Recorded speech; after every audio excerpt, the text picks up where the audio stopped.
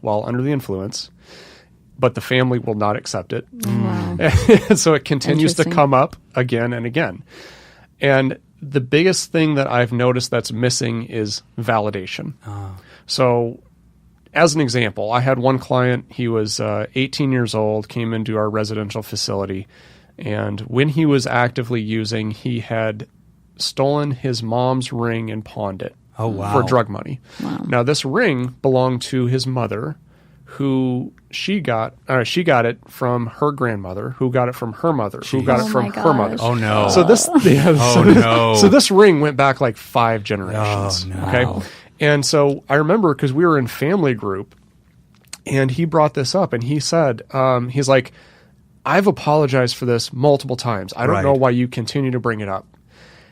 But what is missing is validation. Yeah. He says he's sorry, but he's not validating. Yes. And so to the listener, what I'm talking about with validation is being able to connect with emotionally what that person went through. Yeah. That's missing. Yeah. Right.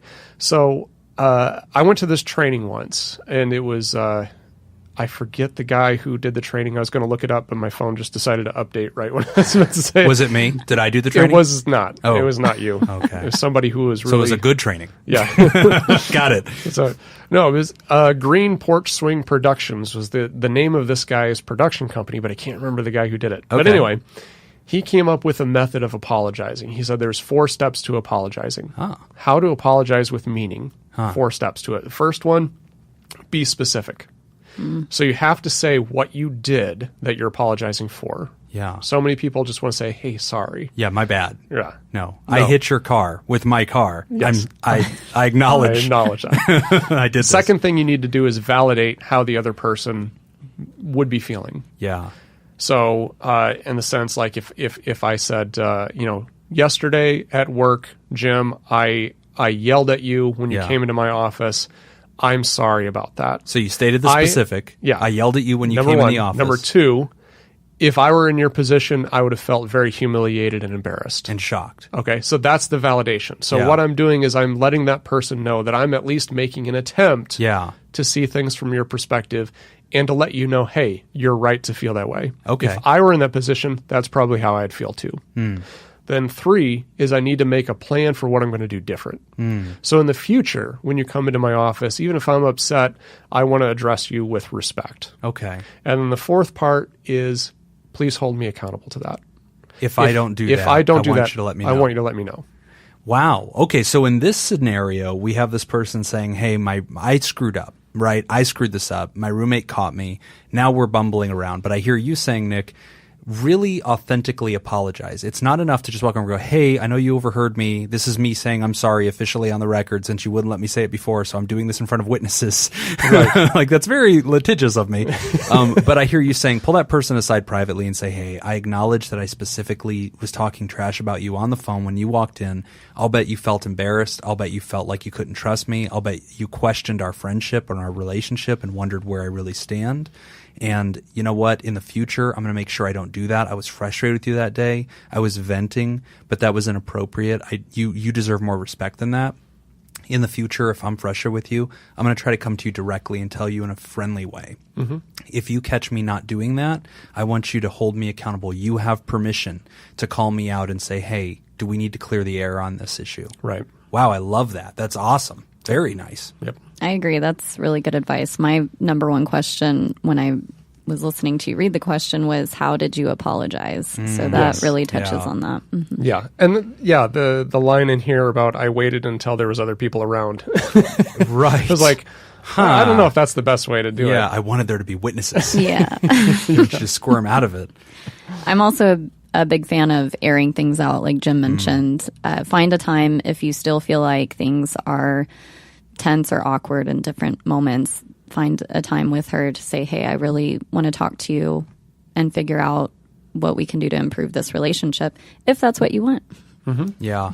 You know, the only thing I would add to this is great stuff. And guys, the only thing I would add to that is I think that there's this human quality that I've noticed that a lot of us possess, which is when you're wrong, I want this on the record and I want to remember this. And this gets to be a stain on your resume that I get to refer back to and I'm never going to forget. When I'm wrong, get over it. Yeah. Don't judge me, okay? And in fact, you know what? You've taken it too far. You know, I screwed up. The audience can't see that I'm pointing at both of you right now with this very stern finger. Oh, no. This is getting really weird. Nick?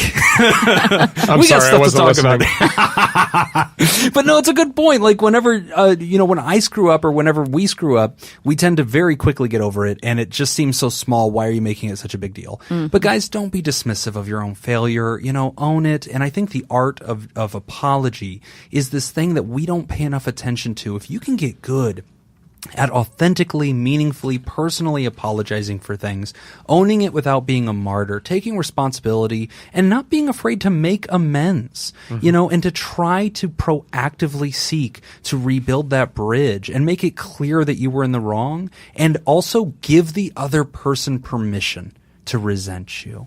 It is entirely okay for you to be found guilty as charged and for that person to say, I'm sorry, but this does change the context of our relationship. Okay, I have to make peace with that. I have to also surrender my right to seek revenge on that. Because I kind of hear her saying, well, I wish my boyfriend would kind of, make her feel uncomfortable too, and I'm looking for an opportunity. Okay, that was the other thing I was going to bring up too. Yeah. Thank you. It's not fair to bring him into this. Yeah, don't tag him in. Absolutely. No. He is a neutral party. That's Yeah. has nothing to do with him. His relationship to your roommate should have nothing to do with your relationship to your roommate. If it does, you're going to find that she suddenly asserts her landlordship and says, you know what? I don't like that guy. He makes me feel uncomfortable. Don't bring him in my house. Yeah. So if you would like to keep the peace, keep the peace. But another last points on this, she had pointed out, we're not even friends, my roommate and I. We're just roommates. Okay, so the context of this is a business relationship, mutually beneficial residency. So there needs to be boundaries around that. Nick and I have a business relationship. It would be inappropriate for me to talk trash about him because that would be an obstacle to our professional work, right? So I can see this. If you want to keep this as a professional or business relationship mutually beneficial, then you need to approach it that way. And they have the right to say, you know what? I distrust you as my colleague, or I distrust you as my fellow roommate. Make sure the rent's in on time, and I'll stay out of your way and you stay out of mine. Right. And be prepared to accept that with grace and to understand that you've screwed up and take your lumps. Yeah. That would be the most mature thing. Now, if you're looking for the least mature thing, I'm going with whoopee cushion. I just feel like go right for it, right in a public area. That just could slip help. that underneath there, laugh, get it on video, send it to their grandma, that kind of thing. There you go. Jim's advice. Make sure when you tag this podcast that you tag that piece of advice so we can just say, forget everything else. Just go to... straight to this. Just go to 43 minutes and 77 This is seconds. where you want to grab that.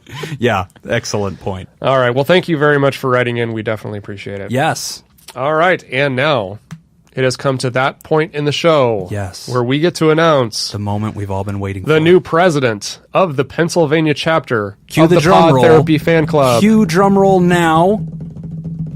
No one. Nobody.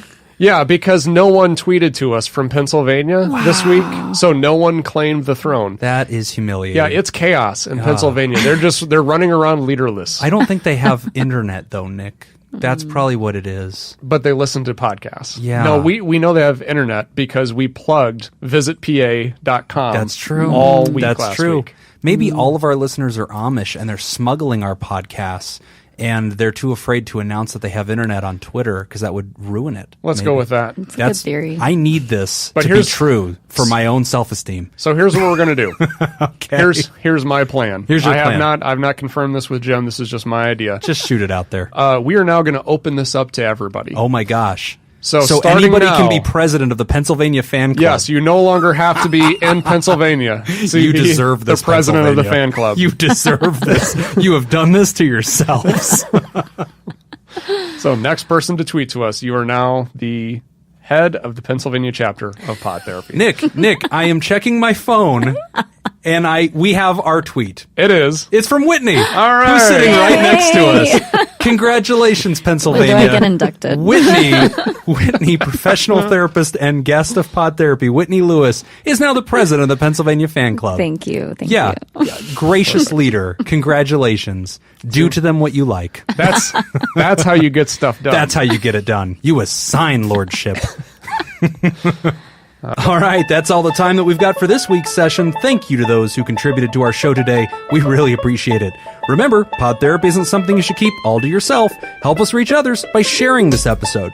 You can find us on Facebook at facebook.com/podtherapy or on Twitter at podtherapyguys. Do you want to add your own advice to today's questions? Post your thoughts at podtherapy.net and join the conversation. I'm Nick Tangeman. I'm Jim Jobin. Thanks, and we'll see you for your appointment next week.